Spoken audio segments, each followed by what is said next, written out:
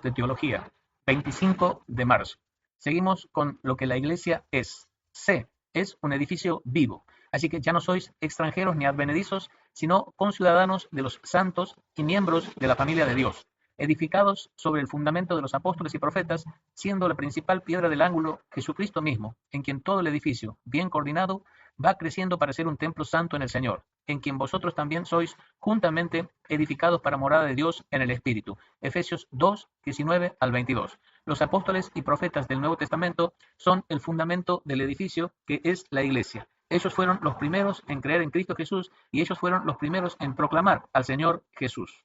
Vosotros también, como piedras vivas, sed edificados como casa espiritual y sacerdocio santo, para ofrecer sacrificios espirituales aceptables a Dios por medio de Jesucristo. 1 Pedro 2, 5. Nosotros, los creyentes, somos piedras vivas de este nuevo edificio de Dios. Cuando el templo de la antigüedad fue levantado, no hubo ruido de martillo, cincel o sierra. Todos los materiales se prepararon de antemano. Así también con nosotros. Fuimos escogidos en Cristo.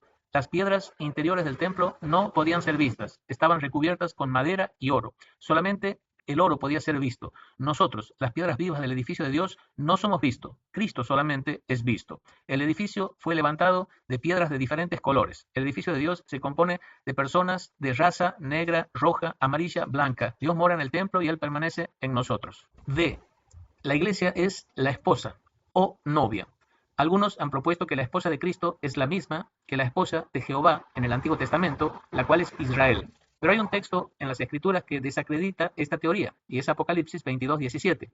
Y el Espíritu y la esposa dicen, ven. Y el que oye, diga, ven. Y el que tiene sed, venga. Y el que quiera, tome del agua de la vida gratuitamente. Este pasaje declara que el Espíritu y la esposa están extendiendo la invitación a pecadores para creer en el Señor Jesucristo. Si la esposa fuese Israel, entonces el Espíritu e Israel estarían extendiendo esta invitación. Pero sabemos que eso no es cierto, porque la mayor parte de Israel no es creyente al presente. ¿Quién está invitando o urgiendo a las personas a creer en Cristo? Es la iglesia, no Israel. Por lo tanto, la esposa es la iglesia, el cuerpo de creyentes.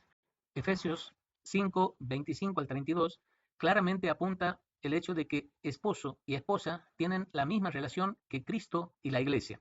Especialmente vemos esto en los versículos del 28 al 30. Así también los maridos deben amar a sus mujeres como a sus mismos cuerpos. El que ama a su mujer, a sí mismo se ama, porque nadie aborreció jamás su propia carne, sino que la sustenta y la cuida, como también Cristo a la iglesia, porque somos miembros de su cuerpo, de su carne y de sus huesos.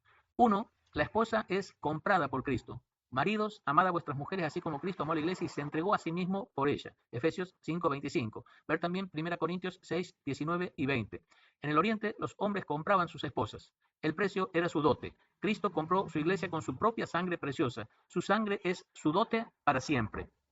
2. La novia está desposada a Cristo, porque os celo con celo de Dios, pues os he desposado con un solo esposo, para presentaros como una virgen pura a Cristo. 2 Corintios 11:2. Las bodas orientales difieren grandemente de las nuestras. Las costumbres orientales eran de la siguiente manera. Primero, la esposa era comprada. Nosotros hemos sido comprados por Cristo. Segundo, se llevaba a cabo la ceremonia, comenzando el periodo de desposorio, el cual duraba más o menos un año. Durante ese tiempo la novia era considerada la esposa de su marido, aunque todavía no vivían juntos. Ese año de espera era considerado como una protección para el futuro hogar. Si surgía una mancha contra el carácter o la conducta de la novia, debía salir a la luz durante ese tiempo. También la esposa de Cristo está ahora en ese periodo de desposorio. Durante este tiempo, las manchas de la novia, si hubiera alguna, ciertamente se manifiestan ahora. Finalmente llega la consumación del matrimonio.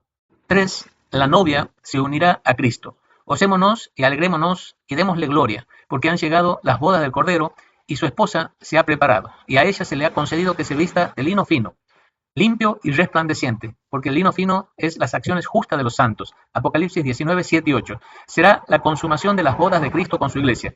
El periodo de desposorio habrá terminado. Ella estará con su esposo y para siempre con él. 1 Tesalonicenses 4, 17.